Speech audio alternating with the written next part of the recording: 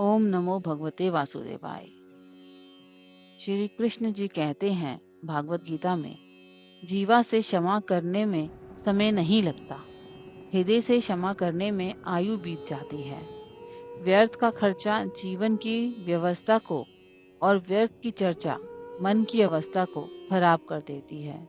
सुख मिलता है आपस के प्यार से, वह अपनों के साथ से। अगर सिर्फ सुविधाओं से सुख मिलता तो धनवान लोगों को कभी दुख न होता। यदि आपके संकल्प शुद्ध हैं तो जो आप सोचते हैं वह कहना तथा जो आप कहते हैं वह करना सरल हो जाता है।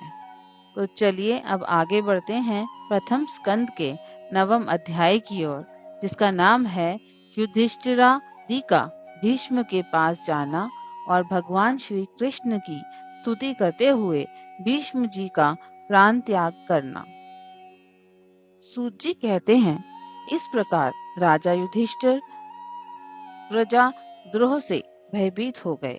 फिर सब धर्मों का ज्ञान प्राप्त करने की इच्छा से उन्होंने कुरुक्षेत्र की यात्रा की, जहाँ भीष्म पितामह शरशैया पर पड़े हुए थे।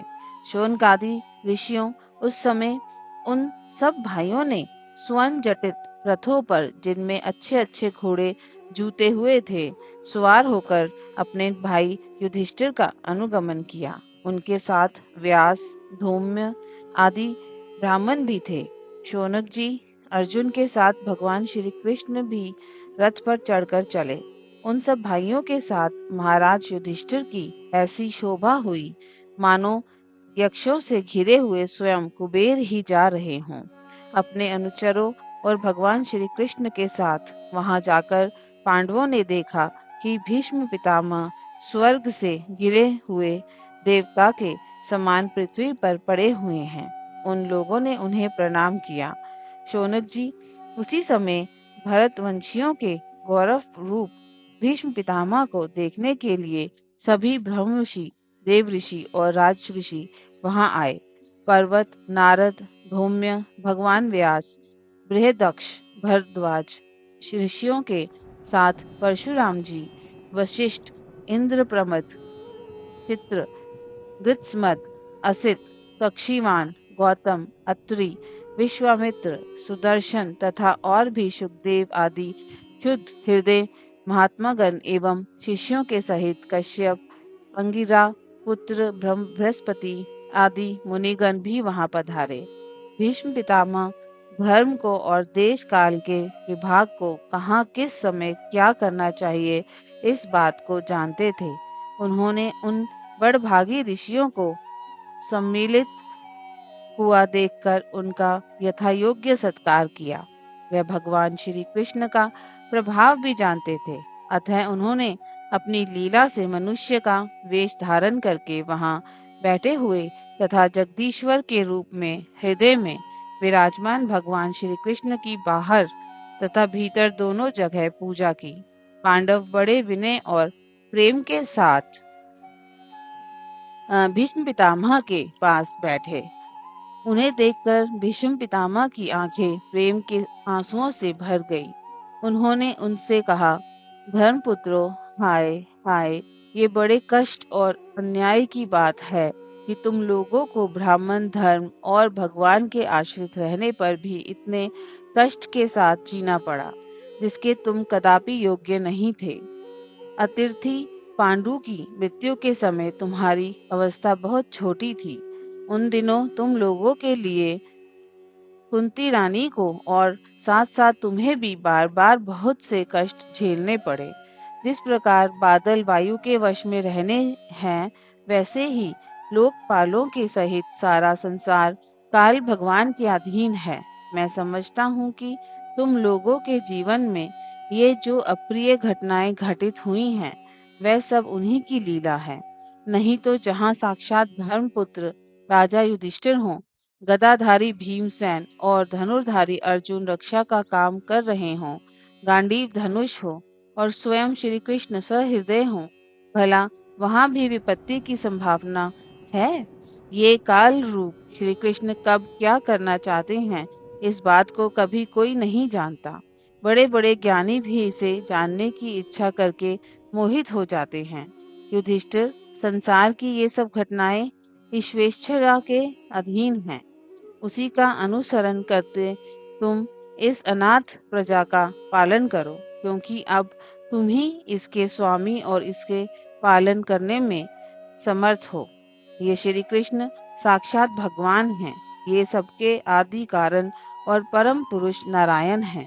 अपनी माया से लोगों को मोहित करते हुए ये यदुवंशियों में छिपकर लीला कर रहे हैं।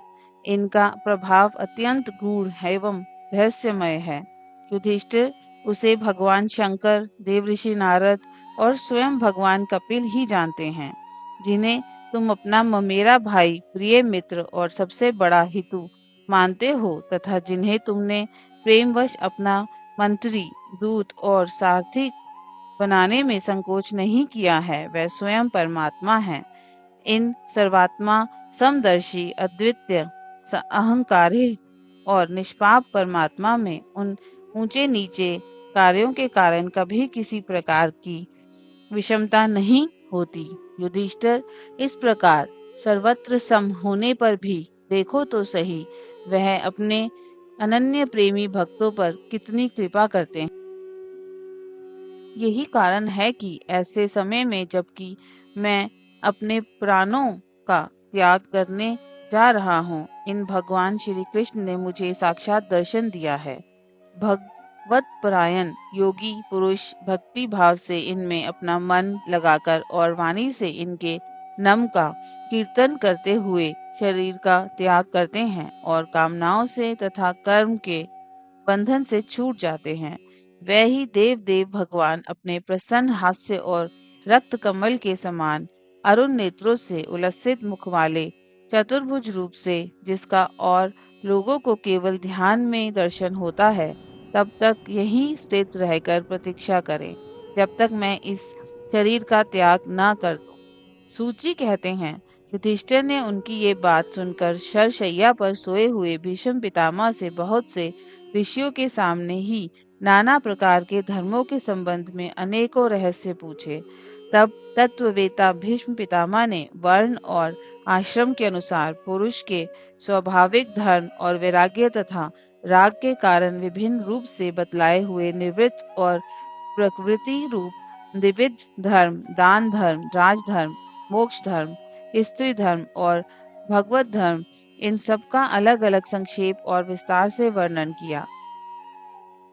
शौनक जी इनके साथ ही धर्म, अर्थ, काम और मोक्ष, इन चारों पुरुषार्थों का तथा इनकी प्राप्ति के साधनों का अनेकों उपाख्यान और इतिहास सुनाते हुए विभागश वर्णन किया। भीष्म पितामह इस प्रकार धर्म का प्रवचन कर ही रहे थे कि वह उत्तरायण का समय आ पहुंचा, जिसे मृत्यु को अपने अधीन रखने वाले भगवत परायण योगी लोग चाहा करते हैं।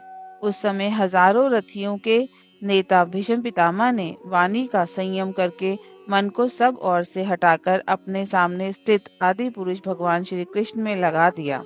भगवान श्री कृष्ण के सुंदर चतुर्भुज विग्रह पर वह उस समय पीताम्बर फहरा रहा था। भीष्म जी की आंखें उसी पर एकटक लग गईं। उनको शस्त्रों की चोट से जो पीड़ा हो रही थी, वह तो भगवान के दर्शन मात्र से ही तुरंत दूर हो गई तथा भगवान की विशुद्ध धारणा से उनके जो कुछ अशुद्ध शेष थे, वह सभी नष्ट हो गए। अब शरीर छोड़ने के समय उन्होंने अपनी समस्त इंद्रियों के वृत्ति विलास को रोक दिया और बड़े प्रेम से भगवान की स्तुति की।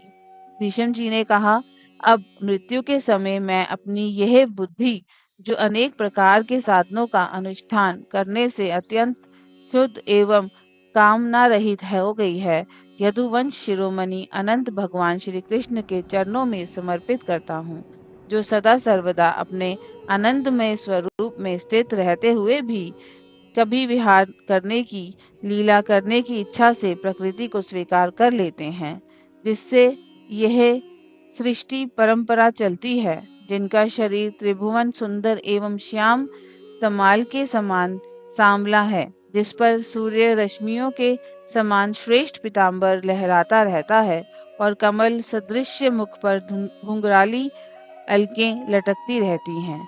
उन अर्जुन सखा श्री कृष्ण में मेरी निष्कपट प्रीति हो। मुझे युद्ध के समय उनकी वह विलक्षण छवि याद आती है। उनके मुख पर लहराते हुए घुंघराले बाल घोड़ों की टाप की धूल से मटमैले हो गए थे और पसीने की छोटी-छोटी बूंदें शोभायमान हो रही थी। मैं अपने तीखे बाणों से उनकी त्वचा को बींग रहा था। उन सुंदर कवच मंडित भगवान श्री कृष्ण के प्रति मेरा शरीर, अंतःकरण और आत्मा समर्पित हो जाए। अपने मित्र अर्जुन की बात सुनकर जो तुरंत ही पांडव सेना और कौरव सेना के बीच में अपना रथ ले आए और वहां स्थित होकर जिन्होंने अपनी दृष्टि से ही शत्रु पक्ष के सैनिकों की आयु छीन ली, उन पार्थ सखा भगवान श्री कृष्ण में मेरी परम प्रीति हो। अर्जुन ने जब दूर से कौरवों की सेना के मुखिया हम लोगों को देखा, तब पाप समझकर वह अपने स्वजनों के वध से विमुख हो गया। उस समय जिन्होंने गीता के रूप में आत्मविद्या का उपदेश करके उसके सामयिक अज्ञान का नाश कर दिया, उन परम पुरुष भगवान श्री कृष्ण के चरणों में मेरी प्रीति बनी रहे।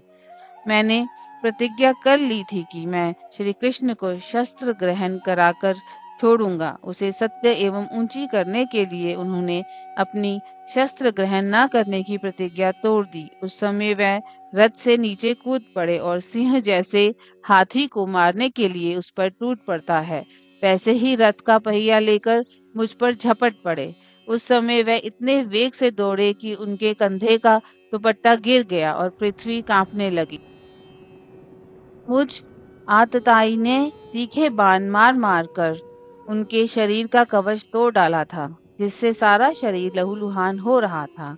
अर्जुन के रोकने पर भी वह बलपूर्वक मुझे मारने के लिए मेरी ओर दौड़े आ रहे थे। वह ही भगवान श्री कृष्ण जो ऐसा करते हुए भी मेरे प्रति अनुग्रह और भक्त वत्सला से परिपूर्ण थे, मेरी एकमात्र गति हो, आश्रय हो। अर्जुन के रथ की रक्षा में सावधान जिन श्री कृष्ण के बाएं हाथ में घोड़ों की रास थी और दाहिने हाथ में चाबुक, इन दोनों की शोभा से उस समय जिनकी अपूर्व छवि बन गई थी तथा महाभारत युद्ध में मरने वाले वीर जिनकी इस छवि का दर्शन करते रहने के कारण सार्यूष मोक्ष को प्राप्त हो गए, उन्हीं पार्थ सारथी भगवान श्री कृष्ण में मुझ मरणासन की परम प्रीति हो, जिनकी लटकीली सुंदर लाल हाव भावयुक्त चेष्टाएं, मधुर मुस्कान और प्रेम भरी चितवन से अत्यंत सम्मानित गोपियां रासलीला में उनके अंतर्ध्यान हो जाने पर प्रेमानंद से मतवाली होकर जिनकी लीलाओं का अनुकरण करके तन्मय हो गई थी, उन्हीं भगवान श्री कृष्ण में मेरा परम प्रेम हो। जिस समय युधिष्ठिर का राजसूय यज्ञ हो रहा था, मुनियों और बड़े बड़े राजाओं से भरी हुई सभा में सबसे पहले सबकी ओर से इन्हीं सबके दर्शनीय भगवान श्री कृष्ण की मेरी आंखों के सामने पूजा हुई थी। वह ही सबके आत्मा प्रभु आज इस मृत्यु के समय मेरे सामने खड़े हैं। जैसे एक ही सूर्य अनेक आंखों से अनेक रूपों में दिखते हैं, वैसे ही अजन्मा भगवान श्री कृष्ण अपने ही द्वारा रचित अनेक शरीरधारियों के हृदय में अनेक रूप से जान पड़ते हैं। वास्तव में तो वह एक और सबके हृदय में विराजमान है ही। उन्हीं इन भगवान श्री कृष्ण को मैं भेद भ्रम से रहित होकर प्राप्त हो गया हूँ। सूत जी कहते हैं, इस प्रकार भीष्म पिता ने मन, वाणी और दृष्टि की वृत्तियों से आत्मस्वरूप भगवान श्री कृष्ण में अपने आप को लीन कर लिया। उनके प्राण वहीं विलीन हो गए और वह शांत हो गए। उन्हें अनंत भ्रम में लीन जानकर सब लोग वैसे ही चुप हो गए, जैसे दिन के बीत जाने पर पक्षियों का कलरव शांत हो जाता है। उस समय देवता और मनुष्य नगारे बजाने लगे। साधु स्वभाव के राजा उनकी प्रशंसा करने लगे और आकाश से पुष्पों की वर्षा होने लगी। शौनक जी, युधिष्ठिर ने उनके मृत शरीर की अंत्येष्टि क्रिया कराई और कुछ समय के लिए वह शोकमग्न हो गए। उस समय मुनियों ने बड़े आनंद से भगवान श्री कृष्ण की उनके रहस्यमय नाम ले लेकर स्तुति की। इसके पश्चात अपने हृदयों को श्री कृष्णमय बनाकर वह अपने अपने आश्रमों को लौट गए तदंतर भगवान श्री कृष्ण के साथ युधिष्ठिर हस्तिनापुर चले आए और उन्होंने वहां अपने चाचा धृतराष्ट्र और तपस्विनी गांधारी को ढाढ़स बंधाया। फिर धृतराष्ट्र की आज्ञा और भगवान श्री कृष्ण की अनुमति से समर्थ राजा युधिष्ठिर अपने वंश परंपरागत साम्राज्य का धर्म पूर्वक शासन करने लगे। ओम नमो भगवते वासुदेवाय।